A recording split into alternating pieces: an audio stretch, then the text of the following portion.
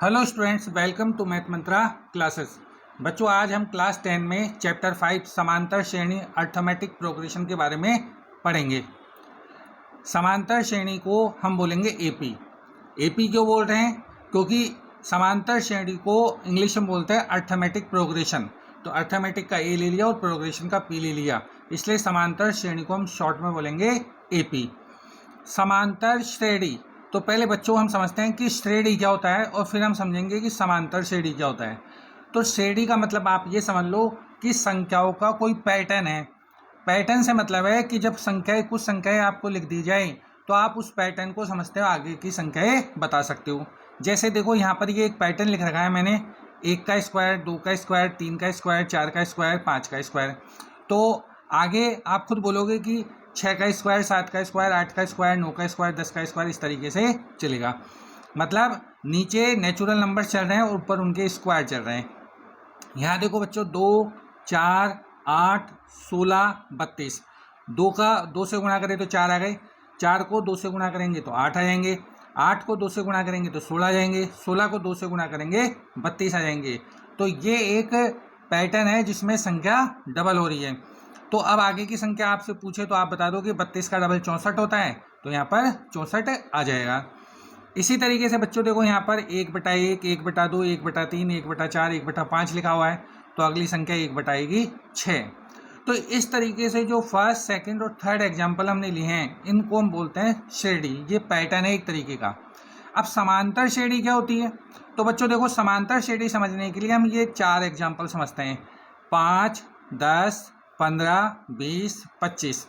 तो यहाँ देखो बच्चों, 5 में अगर हम 5 जोड़ेंगे तो 10 आ जाएगा, फिर 10 में फिर 5 जोड़ेंगे तो 15 आ जाएगा, 15 में 5 जोड़ेंगे तो 20 आ जाएगा, 20 में 5 जोड़ेंगे तो 25 आ जाएगा, फिर इसी तरीके से 5 और जोड़ेंगे तो 30 आ जाएगा और आगे चलता रहेगा। अब यहाँ देखो, दूसरे में 3 में 3 जोड़े तो 6, 6 में 3 जोड़े तो 9, 9 में 3 जोड़े तो 12, 12 में 3 जोड़े तो 15, इसी तरीके से आगे चलता रहेगा। यहाँ देखो 100 लिखा हुआ है, 100 में 30 कम करें तो 70 आ जाएंगे, 70 में 30 कम करें तो 40 आ जाएंगे, 40 में 30 कम करें तो 10 आ जाएंगे और इसी तरीके से आगे चलता रहेगा। फिर यहाँ देखो 3, 3, 3, 3, 3 है, मतलब 3 में 0 जोड़ेंगे तो 3 आ जाएगा, फिर 0 जोड़ोगे तो 3 आ जाएगा, फिर 0 जोड़ोगे तो 3 आ जाएगा, फिर 0 जोड़ोगे तो 3 आ जाएगा। इसको हम ऐसे समझ सकते हैं, घटा के भी समझ सकते हैं कि 3 में 0 घटाया तो 3 आ गए, फिर 3 में 0 घटाया तो फिर 3 आ गए, फिर 3 में 0 घटाया तो फिर 3 आ गए, फिर 3 में 0 घटाया तो फिर 3 आ गए। इसी तरीके से हम और भी एग्जाम्पल ले सकते हैं। जैसे देखो, हमने लिखा 1, अब हम इसमें जोड़ रहे हैं हर बार 4, तो 1 में 4 जोड़ो तो कितने आ गए 5, 5 में 4 जोड़ो तो कितने आ गए 9, 9 में 4 जोड़ेंगे तो 13, 13 में 4 जोड़ेंगे तो 17, 17 में 4 जोड़ेंगे तो 21। इस तरीके से आगे की संख्याएं चलती रहेगी। तो बच्चों, अब ध्यान से देखो कि यहाँ पर हर बार 5 प्लस होता जा रहा है, यहाँ पर हर बार 3 प्लस होता जा रहा है, यहाँ पर 30 कम हो रहे हैं, यहाँ पर 0 कम हो रहा है या ज़्यादा हो रहा है, एक ही बात है, वो 0 से कोई मतलब नहीं है, और यहाँ पर हर बार 4 बढ़ता जा रहा है। तो अगर किसी श्रेणी में एक ही नंबर को जोड़ा जाए या एक ही नंबर को घटाया जाए और उससे हमको जो श्रेणी प्राप्त होती है उसको हम बोलते हैं समांतर श्रेणी। तो समांतर श्रेणी में होता क्या है बच्चों कि एक फर्स्ट नंबर तो आपको दे देगा वो, और कहेगा कि उसी में एक नंबर या तो ऐड करते जाओ या सब्ट्रैक्ट करते जाओ, या तो उस नंबर को प्लस करते जाओ या उस नंबर को माइनस करते जाओ। तो इस तरीके से जो पैटर्न बनता है, उस पैटर्न को हम कहते हैं समांतर श्रेणी। तो बच्चों, ये एक समांतर श्रेणी, ये भी एक समांतर श्रेणी, ये सब एक समांतर श्रेणियाँ है। अब इस समांतर श्रेणी में ये कहाँ से चालू हो रही है बच्चों? 5 से चालू हो रही है, और जहाँ से ये श्रेणी चालू होगी, जहाँ से एपी चालू होती है, शुरू होती है, उसे हम कहते हैं प्रथम पद। तो यहाँ पर प्रथम पद को हम लिखते हैं ए से, तो यहाँ पर प्रथम पद कितना हो गया 5, तो यहाँ लिख देंगे हम ए बराबर 5। इसी तरीके से दूसरी श्रेणी कहाँ से चालू हो रही है? 3 से, तो इसका प्रथम पद ए बराबर हो गया 3।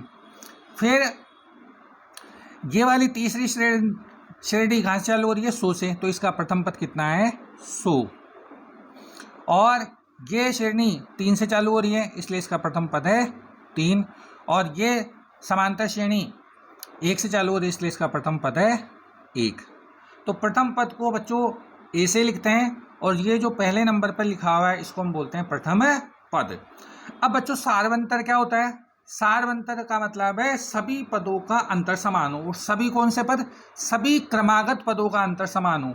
अब ये क्रमागत क्या है? तो क्रमागत का मतलब है बच्चों जैसे इस टर्म के बाद ये आई, फिर इसके बाद ये आया, इसके बाद ये आया, तो ये क्रमागत है। मतलब इसके बाद ये आएगा, इसके बाद ये आएगा, इसके बाद ये और फिर इसके बाद। तो इन दोनों को घटाएं तो कितना आएगा? 5। इन दोनों को घटाएं तो कितना आएगा? 5। इन दोनों को घटाएं तो कितना आएगा? 5। और इन दोनों को घटाएंगे तो भी 5 आएगा। मतलब लगातार जो पद चल रहे हैं उनको हम घटाएं तो उनको बोलते हैं क्रमागत पद।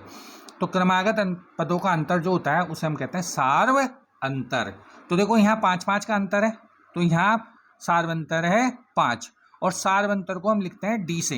किससे लिखते हैं? डी से। तो इस पहली श्रेणी के लिए सार्वंतर डी का मान है 5।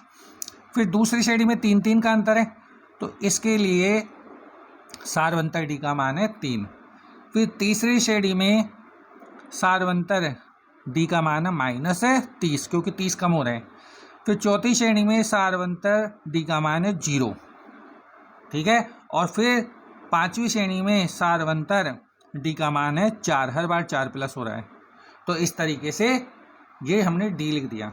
तो बच्चों किसी भी समांतर श्रेणी के लिए आपको 2 टर्म हमेशा समझनी है सबसे पहले, कि एक तो उसका प्रथम पद क्या है और उसका सार्वंतर क्या है। प्रथम पद वो पद होता है जहाँ से श्रेणी चालू होगी, और सार्वंतर वो है जिसको हम जोड़ के या घटा के आगे के पद लिखते जाएंगे। अब बच्चों देखो यहाँ पर सार्वंतर कैसा है? 0। और यहाँ पर और यहाँ पर प्लस की संख्या है, और यहाँ पर कैसी है? माइनस की संख्या है। मतलब सार्वंतर प्लस का भी हो सकता है, माइनस का भी हो सकता है, और 0 भी हो सकता है। तो सार्वंतर पॉजिटिव भी हो सकता है, नेगेटिव भी हो सकता है, और 0 भी हो सकता है। ये बात ध्यान रखनी है कि सार्वंतर कैसा होता है। तो सार्वंतर धनात्मक, ऋणात्मक या शून्य हो सकता है। अब बच्चों ये समांतर श्रेणियां हमने लिख ली। अब सार्वंतर कैसे ज्ञात करेंगे? प्रथम पद को तो आप समझ जाओगे कि प्रथम पद क्या है, जहाँ से चालू हो रही है वही प्रथम पद है, तो यहाँ से देख के लिख देंगे ये प्रथम पद है। और सार्वंतर कैसे निकालेंगे? तो सार्वंतर कोई भी 2 लगातार वाले पदों को घटाकर निकाल लेंगे। जैसे 25 में से कितने घटाएंगे? 20। 20 में से कितने घटाएंगे? 15। 15 में से कितने घटाएंगे? 10। और 10 में से कितने घटाएंगे? 5। तो 5 ही आएगा। तो इस तरीके से सार्वंतर इनमें है 5। इसी तरीके से इसमें देखो 21 में 17 गए तो 4, 17 में से 13 गए तो 4, 13 में से 9 माइनस करेंगे तो 4 आएगा, 9 में से 5 माइनस करेंगे तो 4 आएगा, और 5 में से 1 माइनस करेंगे तो भी 4 आएगा। इस तरीके से किसी भी पद में उसके पिछला पद घटा दो। जैसे इसके पीछे कौन है? ये, तो इसमें से ये घटा दो। फिर इसके पीछे कौन है? ये, तो इसमें से घटा दो। इस तरीके से हम घटाकर सार्वंतर निकाल सकते हैं। अब बच्चों हम बार बार एक टर्म काम मिले ना, पद। तो ये पद क्या चीज़ है वो समझो। देखो इसको बोलते हैं प्रथम पद। जो पहली संख्या लिखी हुई है ना उसको बोलेंगे प्रथम पद, दूसरी संख्या को बोलेंगे द्वितीय पद, तीसरी संख्या को बोलेंगे तीसरा पद, चौथी संख्या को बोलेंगे चौथा पद, पांचवी संख्या को बोलेंगे पांचवा पद। मतलब कौन से नंबर पर वो संख्या लिखी है वही उसका पद है। तो पहला पद, दूसरा पद, तीसरा पद, चौथा पद, पांचवा पद, इनको बोलते हैं हम पद। और पदों को कैसे लिखते हैं बच्चों? देखो पदों को लिखने का तरीका होता है A1। A1 लिखा हुआ है, इसका मतलब है पहला पद। फिर लिख देंगे A2 मतलब दूसरा पद, फिर A3 ये तीसरा पद, A4 ये चौथा पद है, और A5 ये पांचवा पद है। इस तरीके से आगे चलता रहेगा। अब पदों को एक और तरीके से लिखते हैं कई बार, T1, T2, T3, T4, T5। ये भी पदों को लिखने का तरीका होता है। तो या तो A1, A2, A3, A4, A5 लिख दो, या T1, T2, T3, T4, 5 लिख दो। हमारी किताब में यही नोटेशन है। तो हम A1, A2, A3, A4, A5 काम में लेंगे। A1 का मतलब पहला पद, A2 का मतलब दूसरा पद, A3 का मतलब तीसरा पद, A4 का मतलब चौथा पद, A5 का मतलब पांचवा पद। इसी तरीके से आगे चलता रहेगा। तो इस तरीके से हम पदों को लिखते हैं। अब बच्चों हम समांतर श्रेणी का व्यापक रूप लिखेंगे। तो हम लिखेंगे समांतर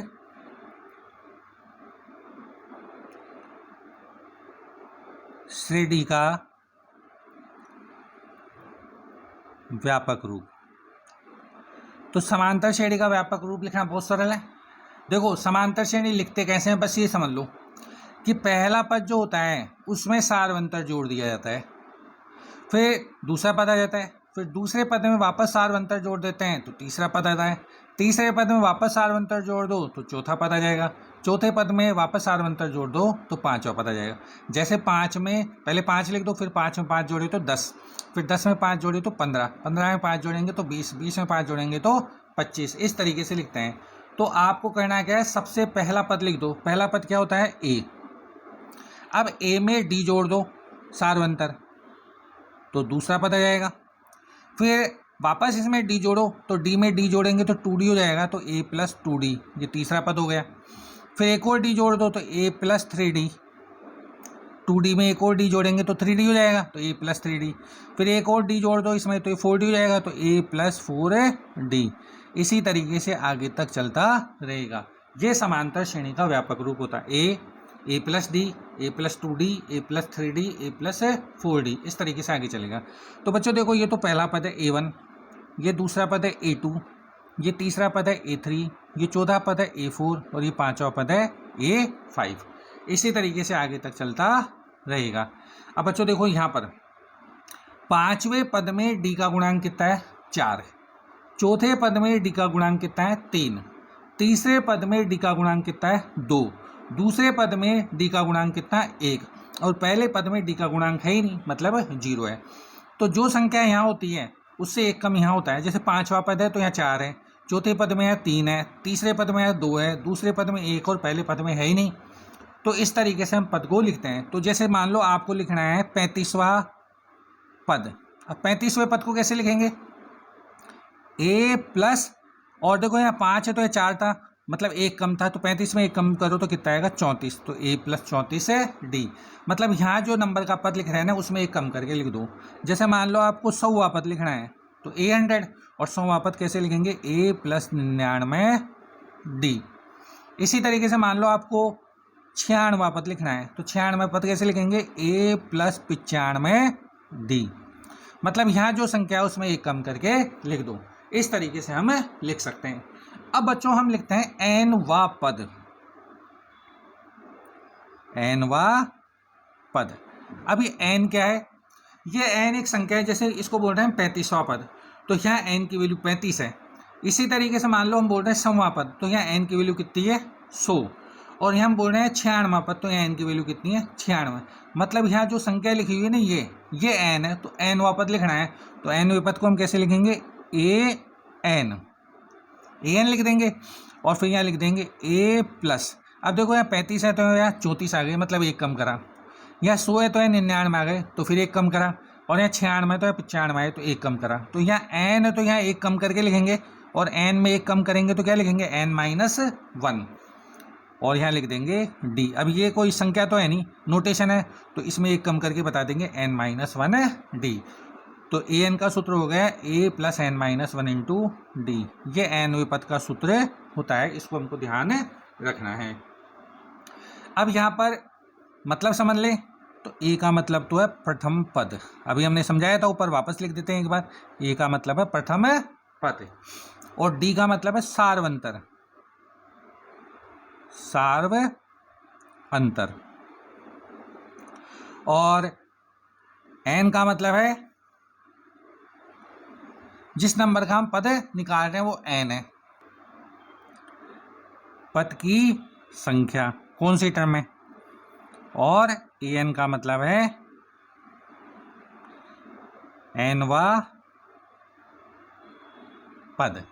तो बच्चों देखो, इस सूत्र में 4 चीजें a, d, n और an, 1 2 3 4 ही 4 चीजें हैं। अब आपसे सवाल कैसे पूछेगा, तो सवाल में होगा क्या कि 1 2 3 4 इन 4 चीज़ों में से कोई सी एक चीज़ दे देगा, कोई सी एक चीज़ पूछेगा आपसे और 3 चीज़ें दे देगा। जैसे मान लो a, d और n दे रखा है तो an पूछेगा, a और d दे रखा है तो n पूछेगा, n और d दे रखा है तो a पूछेगा, और n और n दे रखा है तो d पूछेगा। कुल मिला के मतलब की बात है कि इन 4 में से 3 चीज़ आपको देगा और चौथी चीज़ वो आपसे पूछेगा। तो बच्चों इस चैप्टर में केवल 2 ही सूत्र हैं, एक तो an का और एक n पदों के योग का सूत्र, वो हम नेक्स्ट क्लास में समझेंगे। अभी हमने इस सूत्र को समझ लिया है। अब हम प्रश्नावली 5.1 के सवालों को हल करेंगे और उसके क्वेश्चंस को सॉल्व करेंगे नेक्स्ट वीडियो में। तो बच्चों, वीडियो को लाइक कीजिए, शेयर कीजिए, कमेंट कीजिए और चैनल को सब्सक्राइब कीजिए। धन्यवाद।